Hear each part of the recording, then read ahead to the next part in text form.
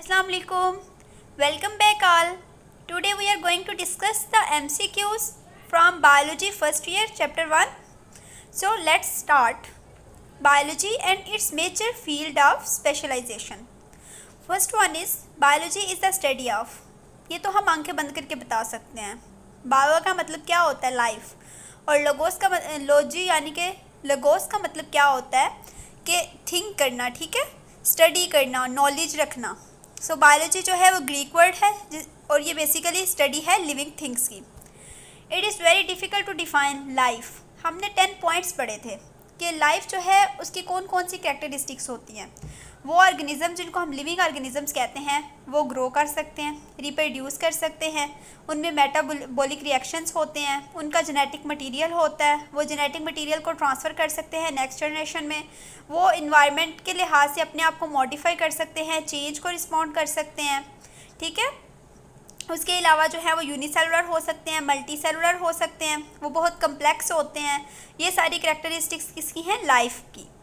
The study of microorganisms which include bacteria, viruses, protozoa and microscopic algae and fungi comes under. अब आपको पता है microorganism का word आ गया तो कौन सी ब्रांच है? Microbiology.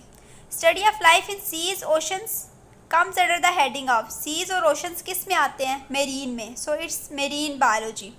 Structure and mode of transmission, life histories, host parasite relationship are studied in. ये किस में आता है? होस्ट पैरासाइट का इंटरेक्शन, उनका सारा रिलेशनशिप, उनकी हिस्ट्री वगैरह हम किस में स्टडी करते हैं? पैरासाइटोलॉजी में. The branch of biology which deals with the study of social behaviour and communal life of human beings. तो जिसमें हम सोशल बिहेवियर और कम्युनल लाइफ को स्टडी करते हैं वो किस में आता है? Social biology. इसको कंफ्यूज नहीं करना ह्यूमन बायोलॉजी के साथ.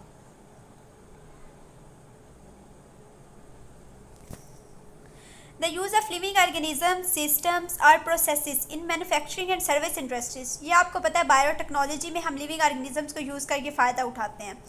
नेक्स्ट हमारे पास क्या आ जाता है? बायोलॉजिकल ऑर्गेनाइजेशन आ जाती है. Number of chemical elements found in the chemical compounds of living organism out of 92 naturally occurring element is. अब आपको पता है नेचुरली अकरिंग एलिमेंट्स कितने हैं? 92. उनमें से बायो एलिमेंट्स कितने हैं? Just 16. Specific 16 elements and the few others which occur in the particular organism are called as. इनको हम क्या कहते हैं? जो हमारी बॉडी में 16 एलिमेंट्स हैं उनको हम क्या कहेंगे? Bio elements. Only 6 bio elements account for 99% of total mass of human body. Oxygen, carbon, hydrogen and nitrogen constitute approximately -% of human body. So oxygen आपको पता है कितनी होती है? 65%. कार्बन कितनी होती है? 18%. हाइड्रोजन कितनी है? 10%. नाइट्रोजन कितनी है? जस्ट 3%. इन सब को अगर हम प्लस करें तो हमारे पास आंसर आएगा 96%. A living thing has a built in regulatory mechanism. Built in regulatory mechanism होता है लिविंग थिंग्स में जो कि इंटरेक्ट करता है इन्वायरमेंट के साथ to sustain its structural and functional integrity. इसमें वैसे हमारे पास ना थोड़ी सी कन्फ्यूजन है. इसका आंसर एग्जिस्टेंस भी बनता है और स्ट्रक्चर एंड फंक्शनल इंटीग्रिटी भी. अ living thing is composed of highly structured living substance. अब आपको पता है उसको हम क्या कहते हैं? जो लिविंग सब्सटेंस होता है सेल में, प्रोटोप्लाज्म. उसके आगे से फर्दर 2 पार्ट्स हैं, nucleoplasm and cytoplasm. The part of earth inhabited by the living organisms includes both the living and non-living components. उसको हम क्या कहते हैं? बायोस्फीयर. ठीक है, बायोस्फीयर में हमारे पास लिविंग और नॉन लिविंग दोनों कंपोनेंट्स आ जाते हैं. All living and non-living matter are formed of simple units. जो लिविंग और नॉन लिविंग मैटर होता है वो बना होता है सिंपल यूनिट से. उसको हम क्या कहते हैं? एटम. अब सेल की बात तब आएगी जब सिर्फ लिविंग मैटर की बात हो रही होती है. The atoms of different elements combine with each other to produce compounds through ionic or covalent bonding. Starch or proteins and the examples of high molecular weight molecules. अब जो high molecular weight molecules होते हैं उनको हम क्या कहते हैं? Macro molecules. जो low molecular weight molecules होते हैं उनको हम क्या कहते हैं? Micro molecules. An organic molecule is any molecule containing both carbon and oxygen, carbon and hydrogen, carbon and nitrogen and hydrogen and oxygen. ये आपको पता है अब ऑर्गेनिक मॉलिक्यूल में क्या होता है? Carbon and hydrogen. The entire organism consist of a cell. Bacteria, virus, chlorella, B and C are correct. So आपको पता है बैक्टीरिया और क्लोरेला जो दोनों हैं वो यूनिसेलुलर हैं. In most fungi, plants and animals, the organism may consist up to trillions of the cells. Golgi complex, mitochondria, ribosome, endoplasmic reticulum, इनको अब हम क्या कहते हैं, इनको हम सब सेलुलर ऑर्गेनेलिस भी कहते हैं, ऑर्गेनेलिस भी कहते हैं, साइटोप्लाज्मिक स्ट्रक्चर्स भी कहते हैं. So option D is true. The arrangement of organelles speaks the division of labour with in the, यानी कि ऑर्गेनेलिस किस में अरेंज हुए होते हैं, सेल में. सो सेल में जो ऑर्गेनेलिस होते हैं उनमें क्या होता है, डिवीजन ऑफ लेबर होती है. Only a limited type and number of organelles are found in the cytoplasm. Limited type और number of organelles found होते हैं किसमें, बैक्टीरिया में, यानी प्रोकैरियोट्स में. यूकैरियोट्स में क्या होता है, नंबर और kind of membrane bound structures जो होते हैं, जो ऑर्गेनेल्स होते हैं वो ज़्यादा होते हैं एज कम्पेयर टू प्रोकैरियोट्स.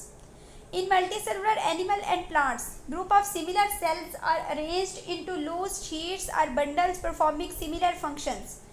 अब सेल्स जो होते हैं वो ऑर्गेनाइज होके क्या बनाते हैं, टिश्यूज़, जिनका फंक्शन जो होता है सिमिलर होता है. Stomach is an organ having the function of food digestion, secretes gastric juice through. Stomach किसके थ्रू गैस्ट्रिक जूस सेक्रीट करता है, सेक्रीटरी एपिथेलियम के through. Organ level of organization is much definite in plants than it is in animals. Which part of plant is involved in producing the next generation? Next generation production में कौन involve होता है, जिसपे sex organs present होते हैं, यानी कि flower.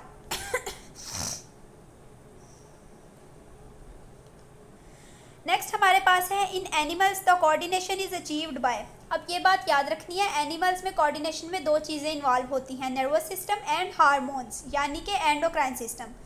इस तरह MCQ 30 में अगर हम देखें तो प्लांट्स में जो कोऑर्डिनेशन होती है, जो रेगुलेशन होती है एक्टिविटीज़ की, उनके लिए सिर्फ हार्मोन्स होते हैं, और वो भी उन एक्टिविटीज़ के लिए जो लॉन्ग टर्म होती हैं. नेक्स्ट है a group of living organisms of the same species located at the same place at the same time. ये आपको पता है, इसको हम क्या कहते हैं, population. Communities are dynamic collection of organisms in which one population में इंक्रीज एंड डिक्रीज, अदर्स में डिक्रीज ड्यू टू फ्लक्चुएशंस. अब ये बात याद रखनी है, कम्युनिटी में जो फ्लक्चुएशंस आती हैं वो किस वजह से आती हैं, ए बायोटिक फैक्टर्स की बेस पे. Biome is a large regional community primarily determined by climate. Biome को हम किस हिसाब से डिस्कस करते हैं, क्लाइमेट के हिसाब से. Distribution of organism in space can be studied through biome. Biomes have been named after a type of major plants or major features of the. Biomes को हम किसकी बेस पे क्लासीफाई करते हैं, उसको किसकी बेस पे रिकॉग्नाइज करते हैं, दो चीज़ों की बेस पे. प्लांट्स वहाँ पे कौन से हैं उस एरिया में, और इकोसिस्टम कौन सा है. नेक्स्ट हमारे पास है since the time of origin of life on this planet various organisms were evolved and dominated this plant during various periods of geological time chart.